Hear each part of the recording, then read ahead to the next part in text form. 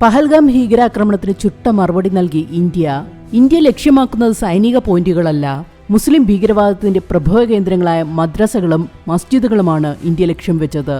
ഭീകരവാദിയായ മസൂദ് അസറിന്റെ ഭവൽപൂരിലുള്ള മദ്രസയും തകർക്കപ്പെട്ടിട്ടുണ്ട്.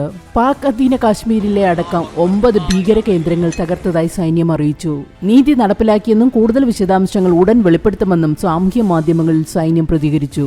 പുലർച്ചെ 1:44 സൈന്യത്തിന്റെ തിരിച്ചടി. ബഹവ്പൂർ, മുസാറാബാദ്, കോട്ലി, മുരുഡ്കൈ തുടങ്ങിയ സ്ഥലങ്ങളിലാണ് ആക്രമണം നടന്നത്. ഹാഫിസ് സയ്യിദ് നയിക്കുന്ന ഭീകര സംഘടനയായ ലഷ്കർ-ഇ-തോയ്ബയുടെ ആസ്ഥാനമാണ് മുരുഡ്കൈ. പാക് പഞ്ചാബ് പ്രവിശ്യയിലെ ബഹവൽപൂർ മസൂദ് അസാദിന്റെ ജെയ്ഷി മുഹമ്മദിന്റെ താവളമാണ്.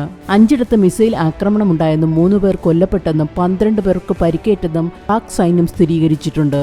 ഇന്ത്യ സൈനിക ആക്രമണങ്ങൾ നടത്തിയതായി സ്ഥിരീകരിച്ച പാകിസ്ഥാൻ പ്രധാനമന്ത്രി ഷെഹ്ബാസ് ഷെരീഫ് തിരിച്ചടിക്കുമെന്ന് പ്രതികരിച്ചു.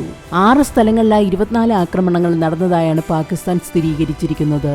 തകർന്നത് ഭീകരവാദ പ്രഭവ കേന്ദ്രങ്ങളാണെങ്കിലും ഭീകരവാദത്തെ പ്രോത്സാഹിപ്പിക്കുന്ന പാകിസ്ഥാൻ ജനവാസ മേഖലയിൽ ആക്രമണം നടത്തുന്നു എന്ന മുറവിളിയുമായി രംഗത്തെത്തിയിട്ടുണ്ട്. ഓപ്പറേഷൻ സിന്ദൂർ എന്നാണ് ഈ സംയുക്ത സൈനിക ആക്രമണത്തിന് ഇന്ത്യ നൽകിയിരിക്കുന്ന പേര്.